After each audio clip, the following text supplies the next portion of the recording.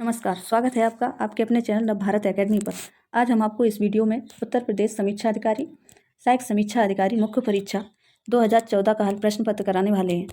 तो आइए शुरू करते हैं। क्वेश्चन नंबर है 1, आहूत का विलोम शब्द है। आपको आहूत का विलोम शब्द बताना है, क्या है? हूत, अनहूत, अपहूत या अनाहूत। तो इसका ऑप्शन होगा ऑप्शन डी, अनाहूत।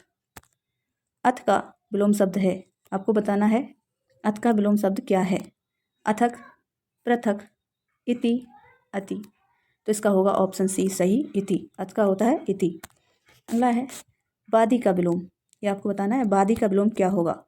अवादी, विवादी, प्रतिवादी या अनावादी। तो इसका होगा प्रतिवादी, ऑप्शन नंबर सी। अगला देखते हैं, अवर का विलोम बताना है कि अवर का विलोम क्या होता है? लघु, प्रवर, सुवर, कनिष्ठ। तो इसका होगा ऑप्शन बी, अवर का होता है प्रवर। अगर लघु की बात करें तो लघु का होता है गुरु, और सुवर का होता है कुंवर, कनिष्ठ का होता है वरिष्ठ। तो इसका ऑप्शन बी सही होगा, अवर का होगा प्रवर। अगला देखते हैं, जटिल। जटिल का विलोम बताना है कि जटिल का क्या होता है? जटिल का होता है सरल। और देख लेते हैं, इसका ऑप्शन ए बिल्कुल सही होगा, सरल। कुटिल, यहाँ पे कुटिल का भी सरल होगा, क्योंकि जटिल और कुटिल समानार्थी शब्द हैं, इसलिए दोनों का सरल ही होगा विलोम शब्द। सहज का होगा असहज, ये आपको ध्यान रखना है, सहज का क्या होगा? असहज। अगला देखते हैं, विलोम की दृष्टि से एक युग्म अशुद्ध लिखा है, तो इसमें बताना है कि कौन सा युग्म अशुद्ध है। आयात का निर्यात होता है, ये बिल्कुल सही लिखा है। दृश्य का अदृश्य होता है, ये भी बिल्कुल सही है। प्रत्यक्ष का परोक्ष, ये बिल्कुल सही है। आमिष सामिष, ये गलत है, क्योंकि आमिष और सामिष दोनों समानार्थी शब्द हैं, दोनों शब्दों का अर्थ एक ही होता है, इसलिए ये ऑप्शन गलत होगा। इसका होगा विलोम आमिष का निरामिष, और सामिष का भी होगा निरामिष, इसलिए अपना ऑप्शन होगा ऑप्शन डी बिल्कुल सही, यही गलत लिखा है। अगला देखते हैं, निम्न में से शुद्ध वर्तनी वाला शब्द है, इसमें आपको बताना है कौन सा शब्द शुद्ध वर्तनी वाला है। उज्ज्वल, ये बिल्कुल सही लिखा है।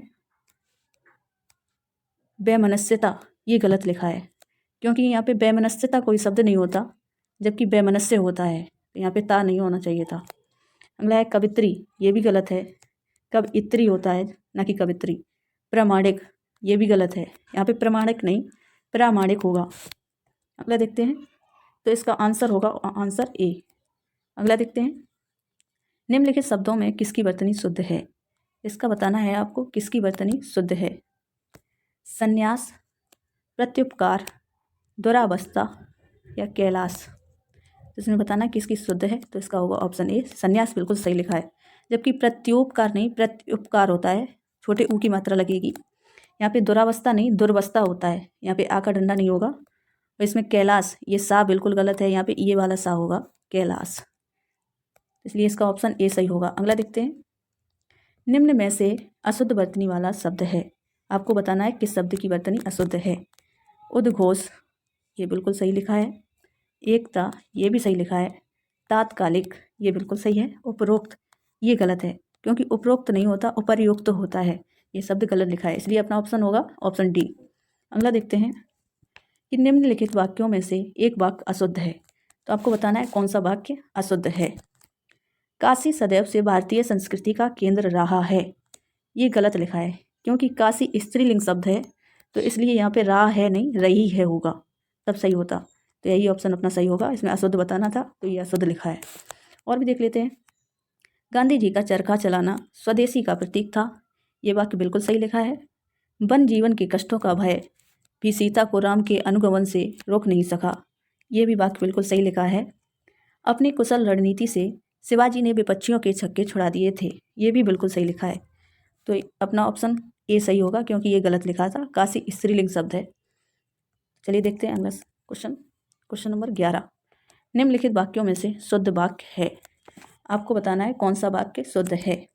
वे सब प्रकार के दोषों से विहीन हैं, यहाँ पे विहीन शब्द लगाना बिल्कुल गलत है, तो इसलिए ये गलत हो गया। वे सब दोषों से हीन हैं, हीन भी लगाना गलत है यहाँ पे, इसलिए ये भी गलत हो गया। वे सब प्रकार के दोषों से मुक्त हैं, ये बिल्कुल सही है, ये मुक्त होगा, इसलिए ये सही है। चौथा ऑप्शन देखते हैं, वे सभी ही दोषों से मुक्त हैं, ये भी गलत है, क्योंकि सभी होता और ही ना होता तो ये सही होता। यहाँ ही लगाना बिल्कुल गलत है, तो इसलिए ये भी गलत हो गया। तो ऑप्शन होगा ऑप्शन सी। अगला देखते हैं। निम्नलिखित वाक्यों में से एक वाक्य शुद्ध है। इसमें एक वाक्य शुद्ध होगा जबकि 3 अशुद्ध। तो आपको बताना है कौन सा वाक्य शुद्ध है। देखते हैं। पृथ्वीराज चौहान ने यदि राजनीतिक चातुर्य का परिचय दिया होता तो आज भारत का इतिहास कुछ और ही होता। गिलास ऊपर तक दूध से ठसाठस भरा हुआ था। यहाँ ठसाठस ये बिल्कुल गलत लिखा है, क्योंकि ऊपर तक भरा है तो ठसाठस की कोई ज़रूरत नहीं है, तो इसलिए ये गलत हो गया। प्रबुद्ध विद्यार्थियों को शिक्षक का केवल संकेत मात्र ही पर्याप्त होता है। यहाँ पे केवल और मात्र दोनों शब्द एक साथ नहीं आएंगे, इसलिए एक शब्द ही आएगा, ये गलत हो गया। शिक्षक ने विद्यार्थियों को आतंकवाद के ऊपर निबंध लिखने का आदेश दिया। यहाँ पर ऊपर नहीं होगा, ये बिल्कुल गलत है, जबकि यहाँ पे केवल पर होता तो सही होता, इसलिए ये गलत हो गया।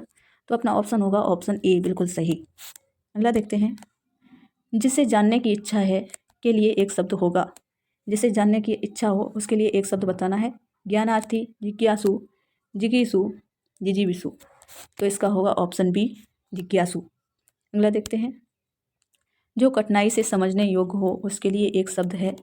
अगम, क्लिष्ट, दुर्बोध, दुर्गम।